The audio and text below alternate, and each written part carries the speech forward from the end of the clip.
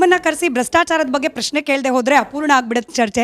ನಮಗೆ ಭ್ರಷ್ಟಾಚಾರ ಅಂತ ಬಂದ ತಕ್ಷಣ ನೆನಪಾಗೋದು ಗುತ್ತಿಗೆದಾರರ ನಿರಂತರವಾಗಿ ಅವ್ರ ಕಡೆಯಿಂದ ಬರ್ತಾ ಇರುವ ಅಳಲು ಅಥವಾ ಅವರ ಸದ್ಯದ ಪರಿಸ್ಥಿತಿ. ಬಿಜೆಪಿ ಸರ್ಕಾರ ಇರ್ತಾ 40% ಅಂತ ಹೇಳಿ ಗಂಭೀರವಾದ ಆರೋಪ ಬಂತು ಗುತ್ತಿಗೆದಾರರ ಕಡೆಯಿಂದ. ಅದಕ್ಕೆ ಒಂದು ತನಿಖಾ ಸಂಸ್ಥೆ ಕೂಡ ರಚನೆ ಆಯಿತು, ಅದರಿಂದ ತೀರ್ಪೇನು ಬಂತು ಅಂತ ಗೊತ್ತಾಯಿತು.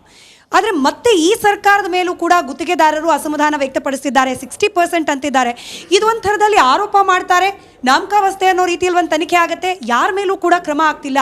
ಭ್ರಷ್ಟಾಚಾರ ನಡೀತಿದೆ ಅನ್ನೋದು ಕಣ್ಣಿಗೆ ರಾಚ್ತಾ ಇದ್ರೂ ಕೂಡ ಕ್ರಮ ಯಾಕೆ ಆಗ್ತಿಲ್ಲ ಅನ್ನೋ ಜನಸಾಮಾನ್ಯರ ಪ್ರಶ್ನೆ ಸರ್, ಗುತ್ತಿಗೆದಾರರ ವಿಚಾರಕ್ಕೆ ಸಂಬಂಧಪಟ್ಟ ಹಾಗೆ.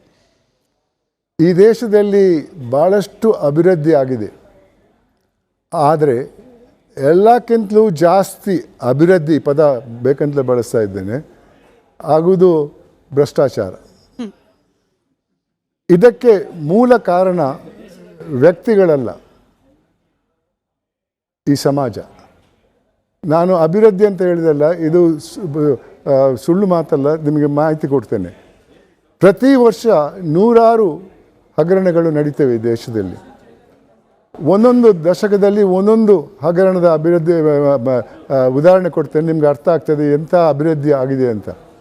50ನೇ ಇಸವಿಯಲ್ಲಿ ಒಂದು ಹಗರಣದಲ್ಲಿ, ಜೀಪ್ ಹಗರಣದಲ್ಲಿ ಕೆಲವು ಅಧಿಕಾರದಲ್ಲಿದ್ದವರು 52 ಲಕ್ಷ ರೂಪಾಯಿ ಕೊಳ್ಳೆ ಹೊಡೆದ್ರು ಒಂದು ಹಗರಣದಲ್ಲಿ. 100 ಹಗರಣಗಳಾಗಿವೆ, ನಾನು ಒಂದು ಹಗರಣ ಹೇಳ್ತೇನೆ. ನಂತರದ ದಶಕದಲ್ಲಿ ಬೋಫರ್ಸ್ ಅನ್ನೋ ಒಂದು ಹಗರಣದಲ್ಲಿ 64 ಕೋಟಿ ರೂಪಾಯಿ ಕೊಳ್ಳೆ ಹೊಡೆದ್ರು, ಲಕ್ಷದಿಂದ ಕೋಟಿಗೆ ಬಂದಿವೆ. ನಂತರದ ದಶಕದಲ್ಲಿ ಕಾಮನ್ವೆಲ್ತ್ ಗೇಮ್ಸ್ ಅನ್ನೋ ಒಂದು ಹಗರಣದಲ್ಲಿ 70,000 ಕೋಟಿ ರೂಪಾಯಿ ಒಂದು ಹಗರಣದಲ್ಲಿ. ತದನಂತರ 2G ಅನ್ನೋ ಒಂದು ಹಗರಣದಲ್ಲಿ 1,76,000 ಕೋಟಿ ರೂಪಾಯಿ. ಕರ್ನಾಟಕದ ಬಜೆಟ್ಟು 1 ಲಕ್ಷ ಇರಲಿಲ್ಲ ಆವತ್ತು. ಇದು ಒಂದು ಹಗರಣದಲ್ಲಿ 1,76,000 ಕೋಟಿ. ತದನಂತರ ಕೋಲ್ಗೇಟ್ ಕಲ್ಲಿದ್ದಲ್ ಹಗರಣ 1,86,000 ಕೋಟಿ ರೂಪಾಯಿ. ಇವತ್ತು 2 ಲಕ್ಷಕ್ಕೂ ಜಾಸ್ತಿ ಹೋಗಿದೆ ಒಂದೊಂದು ಹಗರಣದಲ್ಲಿ. ಇಷ್ಟೊಂದು ಹಣ ಇಂಥ ಭ್ರಷ್ಟಾಚಾರದಿಂದ ಸರ್ಕಾರಿ ಖಜಾನೆಯಿಂದ ಹೋದರೆ ಅಭಿವೃದ್ಧಿ ಏನಾಗ್ತದೆ? ಇದೇ ಪಕ್ಷದವರು BJPಯವ್ರ ಅಧಿಕಾರದಲ್ಲಿದ್ದಾಗ 40% ಸರ್ಕಾರ ಅಂತ ಹೇಳಿದರು. ಅವ್ರು ಕೇಳಿದ ಪ್ರಶ್ನೆ, ನಿಮ್ಮ ಕಾಲದಲ್ಲಿ ಎಷ್ಟಿತ್ತಂದರೆ ನಿಮ್ಮಷ್ಟಿಲ್ಲ ಅಂತ ಹೇಳಿದರು. ಅಂಥ ಪರಿಸ್ಥಿತಿಯಲ್ಲಿ ಇದ್ದೇವೆ ನಾವು. ಎಷ್ಟು ಜನ ಎದ್ದು ನಿಂತು ದೇವ್ರ ಮುಂದೆ ಹೇಳ್ತಾರೆ ನಾನು ಭ್ರಷ್ಟ ಅಲ್ಲ ಅಂತ.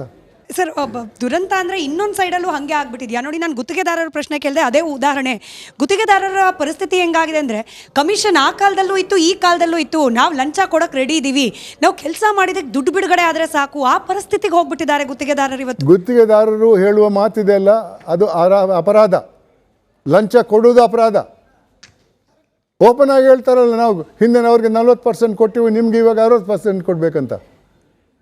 ಅವರು ಅದು ತಿಳ್ಕೊಳ್ಬೇಕು. ಅವ್ರು ಕೊಟ್ಟು ಕೆಲಸ ಮಾಡಿ ಏನು ಕಳಪೆ ಕೆಲಸ ಮಾಡುತ್ತಾನೆ. ಇವತ್ತು ರಸ್ತೆಯಲ್ಲಿ ಗುಂಡಿ ಬಿದ್ದಿದ್ರೆ ಯಾರು ಕಾರಣ? ಮೂಲ ಕಾರಣ ಆ ಕಾಂಟ್ರಾಕ್ಟರು. ಬಟ್ ಭ್ರಷ್ಟಾಚಾರ ನಡೀತಿರೋದು ಕೇವಲ ಅಧಿಕಾರಿಗಳ ಮಟ್ಟದಲ್ಲಿ ಅಂತ ಹೇಳಿ ಅನೇಕ ನಾನು ಮಾತಾಡ್ತೀನಿ ಯಾವ್ಯಾವ ಪ್ರಕರಣ ಅಂತೇಳಿ. ಬಟ್ ಇಂಥದ್ದೊಂದು ಸ್ಟ್ಯಾಂಡರ್ಡ್ ಉತ್ತರ ಎಲ್ಲ ರಾಜಕಾರಣಿಗಳಿಂದ ಬಂದ್ಬಿಡುತ್ತೆ.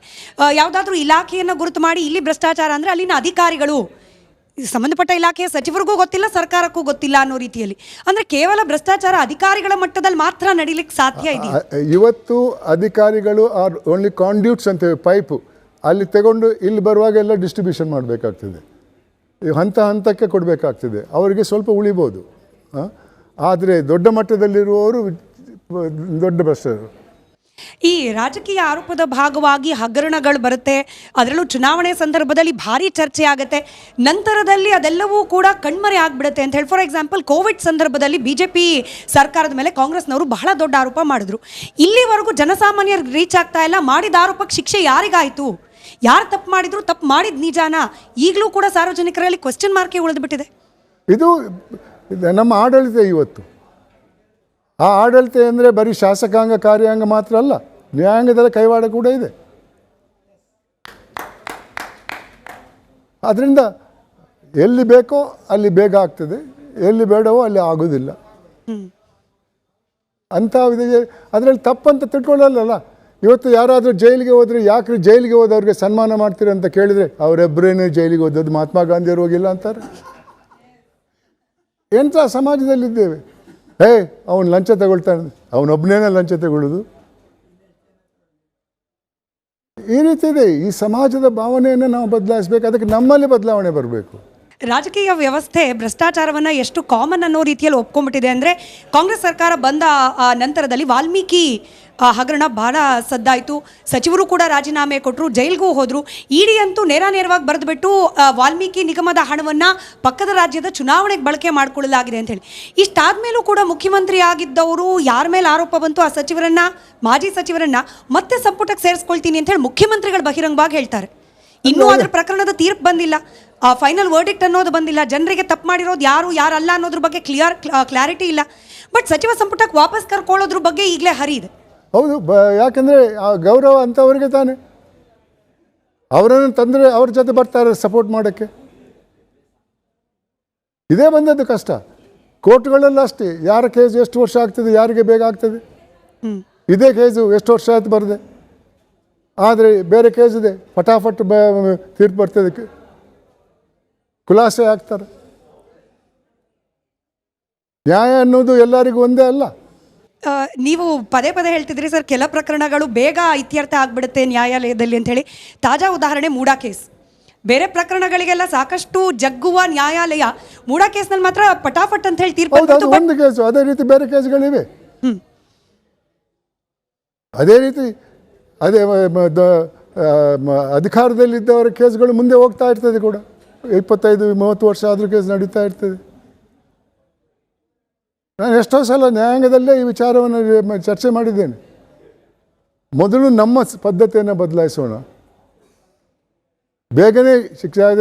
ನಮ್ಮ ಒಂದು ಸಿಸ್ಟಮ್ ಇದೆ, ಅದರ ಪ್ರಕಾರ justice delayed is justice denied ಅಂತ ಇದೆ. ಆದರೆ ಅದಕ್ಕೆ ಪೂರಕವಾಗಿ ಇನ್ನೊಂದು ಬಂದಿದೆ, ಜಸ್ಟಿಸ್ ಹರಿಡ್ ಇಸ್ ಜಸ್ಟಿಸ್ ಬೆರಿಡ್ ಅಂತ. ಎಲ್ಲದಕ್ಕೂ ನಾವು ರೆಡಿಯಾಗಿದ್ದೇವೆ. ಯಾಕೆ 4-5 ಕೋರ್ಟ್ಗಳು ಬೇಕು? 2 ಕೋರ್ಟ್ ಸಾಕು. ಆ 2 ಕೋರ್ಟಿಂದ ಆದರೆ ಬರುವ ಕೇಸ್ಗಳು ಕಮ್ಮಿ ಆಗ್ತದೆ. ಇವತ್ತು ಸ್ಪೆಕ್ಯುಲೇಟಿವ್ ಲಿಟಿಗೇಷನ್ ಅಂತ ಎಲ್ಲ ಕೋರ್ಟಲ್ಲೂ ಈ ಸ್ಪೆಕ್ಯುಲೇಟಿವ್ ಲಿಟಿಗೇಷನ್ ತುಂಬಿ ತುಳುಕ್ತಾ ಇದೆ. ಅದರಿಂದ ಯಾವ ಕೇಸ್ ಕೂಡ ಬೇಗನೆ ಫೈನಲ್ ಆಗಲ್ಲ. ನೀವು ಹೇಳ್ತಿದ್ರಿ ನ್ಯಾಯಾಧೀಕರಣ ಅಥವಾ ನ್ಯಾಯಾಂಗ ವ್ಯವಸ್ಥೆಯಲ್ಲೂ ಕೂಡ ಭ್ರಷ್ಟಾಚಾರ ಅನ್ನೋದು ಬಂದುಬಿಟ್ಟಿದೆ, ಕಾಂಪ್ರಮೈಸ್ಡ್ ಆಗಿದೆ ಅಂತ ಹೇಳಿ ಇತ್ತೀಚೆಗೆ ನಡೆದ ಒಂದು ಪ್ರಕರಣ ಸರ್ ಭಾರಿ ಚರ್ಚೆಗೆ ಒಳಗಾಯಿತು. ಮುಖ್ಯ ನ್ಯಾಯಮೂರ್ತಿಗಳ ವಿರುದ್ಧವಾಗಿ ಶೂವನ್ನು ಎಸೆದ ಪ್ರಕರಣ. ಅಂದರೆ ಜನಸಾಮಾನ್ಯರ ಮನಸ್ಸಿನಲ್ಲಿ ಹಿಂದೆ ಕಾನೂನು ಅಥವಾ ನ್ಯಾಯಾಲಯ ಅಂತಂದರೆ ಎಲ್ಲೂ ಸಿಗದೆ ಹೋದರೂ ಇಲ್ಲಿ ನ್ಯಾಯ ಸಿಗುತ್ತೆ ಅನ್ನೋ ಭರವಸೆ ಇತ್ತು. ಇತ್ತೀಚೆಗೆ ಆ ಭರವಸೆ ಕೂಡ ಕಣ್ಮರೆ ಆಗ್ತಾ ಇದೆಯಾ, ದೂರ ಆಗ್ತಿದೆಯಾ, ಕ್ಷೀಣಿಸ್ತಿದೆಯಾ ಅಂತ ಹೇಳಿ? ಇದರಲ್ಲಿ ತಪ್ಪು ಇಬ್ಬರದ್ದು ಇದೆ. ನಾನು ಮುಖ್ಯ ನ್ಯಾಯಾಧೀಶರು ಹೇಳಿದ ಮಾತನ್ನು ಒಪ್ಪಲ್ಲ. ಆದರೆ ವಕೀಲರಿಗೂ ಕೂಡ ಅದಕ್ಕೆ ಪ್ರತ್ಯೇಕವಾಗಿ ಚಪ್ಪಲಿ ಬಿಸಾಡುವುದಿದೆಲ್ಲ ಅದು ಸಂಪೂರ್ಣ ತಪ್ಪು. ಅವರು ಹೇಳಿದ ಮಾತನ್ನು ನಾನು ಒಪ್ಪಲ್ಲ.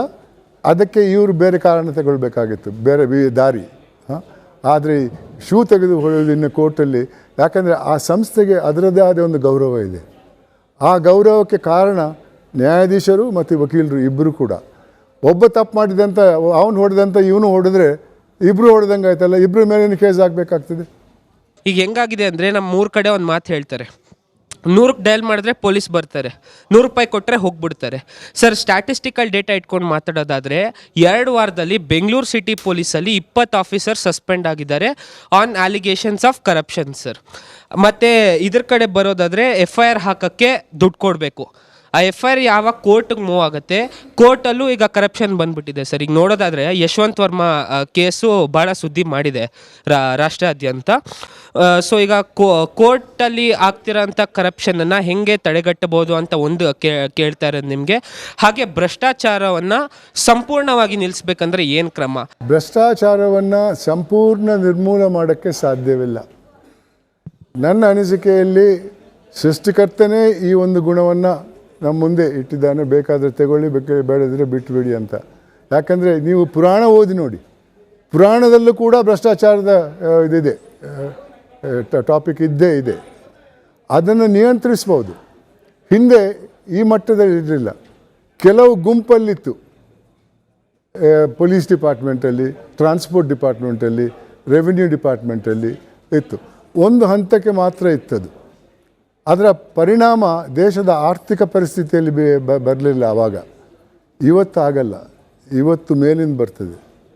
ಇವತ್ತು 0ಗೆ ಬೆಲೆ ಇಲ್ಲ. ಹೇಳಿದಲ್ಲ, 100 ಅಂತ ಹೇಳಿದ್ರಿ, ಇವತ್ತು 1,86,000 ಒಂದು ನಾನು ಹೇಳೋದು 2011ರದ್ದು, ಇವತ್ತು 2.5 ಲಕ್ಷ ಇರಬೇಕು. ಇಷ್ಟೊಂದು ಹಣ ಒಂದು ಹಗರಣದಲ್ಲಿ ಸೋರ್ಕೊಂಡು ಹೋದರೆ ಏನಾಗ್ತಾ ಇದೆ ಇವತ್ತು ಸ್ವಲ್ಪ ಯೋಚನೆ ಮಾಡಿ. ಇದಕ್ಕೆ ದಾರಿ ಯಾವುದು? ಜೈಲು ಶಿಕ್ಷೆಗೆ ಎದುರಲ್ಲ, ಅದು ಇಲ್ಲಿ ಮಾತ್ರ ಅಲ್ಲ, ಚೈನಾದಲ್ಲಿ ಭ್ರಷ್ಟರಿಗೆ ಗಲ್ಲು ಶಿಕ್ಷೆ. ಆದರೂ ಟ್ರಾನ್ಸ್ಪರೆನ್ಸಿ ಇಂಟರ್ನ್ಯಾಷನಲ್ ರಿಪೋರ್ಟ್ ಪ್ರಕಾರ ಚೈನಾ ನಮ್ಮ ದೇಶಕ್ಕಿಂತ ಜಾಸ್ತಿ ಭ್ರಷ್ಟ ದೇಶ. ಅಂದರೆ ಶಿಕ್ಷೆಗೆ ಯಾರು ಎದುರಲ್ಲ, ಬಂದರೆ ಬರ್ತದೆ, ಇವತ್ತು ನಾನು ದೊಡ್ಡವನಾದೆಲ್ಲ ಸಾಕು ಅಂತ. ಇದಕ್ಕೆ ಒಂದೇ ದಾರಿ, ನಮ್ಮ ನಡತೆ, ನಮ್ಮ ಮೌಲ್ಯ, ನಮ್ಮ ಹಿರಿಯರು ಕಲಿಸಿದಂಥ ಮೌಲ್ಯ. ಇವತ್ತು ಹಿರಿಯರು ಕಲಿಸಲ್ಲ, ಶಾಲೆಯಲ್ಲೂ ಕಲಿಸಲ್ಲ. ತಾವು ಕರ್ನಾಟಕದ ಲೋಕಾಯುಕ್ತರು ಆಗಬೇಕಾದಾಗ ನಮ್ಮ ಮಾಜಿ ಮುಖ್ಯಮಂತ್ರಿಗಳು ಕುಮಾರಸ್ವಾಮಿ ಅವರೇ ತಮ್ಮನ್ನು ಆಹ್ವಾನ ಮಾಡಿದ್ದು ಅನ್ನೋದು ತಮ್ಮನ್ನು ತಿಳಿದಿದ್ದೆ. ಸೊ ಅದೇ ನೀವು ಅವರಿಗೆ ಮುಳುವಾದ್ರಿ, ವಾಪಸ್ ಬಂದು ಅವರೇ ತಂದರು. ಆ ಕಾನೂನು ಪ್ರಕಾರವಾಗಿ ಆ ಥರ ವಿರೋಧವನ್ನು, ಯಾಕಂದ್ರೆ ಅವರು ಮುಖ್ಯಮಂತ್ರಿಯಲ್ಲಿ ಇದ್ದಂಥವರು, ತಾವು ಆಗ ಲೋಕಾಯುಕ್ತರು ಇದ್ರಿ. ಸೊ ಆಗ ಅವರ ವಿರುದ್ಧನೇ ನೀವು ಒಂದು ಕೇಸ್ ದಾಖಲೆ ಮಾಡಿದ್ರಿ ಅವರಿಗೆ. ನಾನು ಒಂದು ಮಾತು ಹೇಳ್ತೇನೆ, 1 ಮೆಟ್ರಿಕ್ ಟನ್ ಕಬ್ಬಿಣದ ಅದರಿಗೆ ಸರ್ಕಾರಕ್ಕೆ ಬಂದಂಥ ರಾಜಧನ 27 ರೂಪಾಯಿ. ಅದೇ 1 ಮೆಟ್ರಿಕ್ ಟನ್ನನ್ನು 2000ದಿಂದ 2011ರವರೆಗೆ 7,500ಕ್ಕೆ ಮಾರ್ತಾಯಿದ್ರು. 27 ರೂಪಾಯಿ 1 ಮೆಟ್ರಿಕ್ ಟನ್ನಿಗೆ. ಒಂದು ಲಾರಿಯಲ್ಲಿ ಹಿಂದೆ 4 ಚಕ್ರ ಇದ್ದು ಮುಂದೆ 2 ಚಕ್ರ ಇದ್ದಂಥ ನಾರ್ಮಲ್ ಲಾರಿಯಲ್ಲಿ 4.5 ಟನ್ ಹಾಕ್ಬೋದು, 10 ಟನ್ ಹಾಕ್ತಾಯಿದ್ರು. ಆ ಮಿಕ್ಕಿದ 6.5 ಟನ್ನಿಗೆ 27 ರೂಪಾಯಿ ಕೂಡ ಇಲ್ಲ. ಒಂದು ದಿವಸ ನಾವು ಹೊನ್ನಾವರದ ಹತ್ರ, ಅಂಕೋಳದ ಹತ್ರ 90 ಲಾರಿಯನ್ನು ಸೀಸ್ ಮಾಡಿದ್ವಿ. ಅದರಲ್ಲಿ ಸುಮಾರು 2.5 ಲಕ್ಷ ಮೆಟ್ರಿಕ್ ಟನ್ ಇತ್ತು ಎಲ್ಲ ಲಾರಿಯಲ್ಲಿ. ಅದು ಯಾಕಂದರೆ ಡಬಲ್ ವೀಲ್ಸು, ಟ್ರಿಪಲ್ ವೀಲ್ಸ್ ಎಲ್ಲ ಇದ್ದಂಥ ಲಾರಿಗಳಲ್ಲಿ 50 ಟನ್ 60 ಟನ್ ಹಾಕ್ತಾಯಿದ್ರು. ಆ ಎಲ್ಲದನ್ನು ಸೀಸ್ ಮಾಡಿ ಬಿಳಿಕೆರೆ ಅನ್ನೋ ಒಂದು ಪೋರ್ಟ್ ಬಂದರಲ್ಲಿ ದಾಸ್ತಾನು ಮಾಡಿದ್ವಿ. 6 ತಿಂಗಳ ನಂತರ ಅಲ್ಲಿ ಹೋದಾಗ ಒಂದು ಹರಳಿರಲಿಲ್ಲ.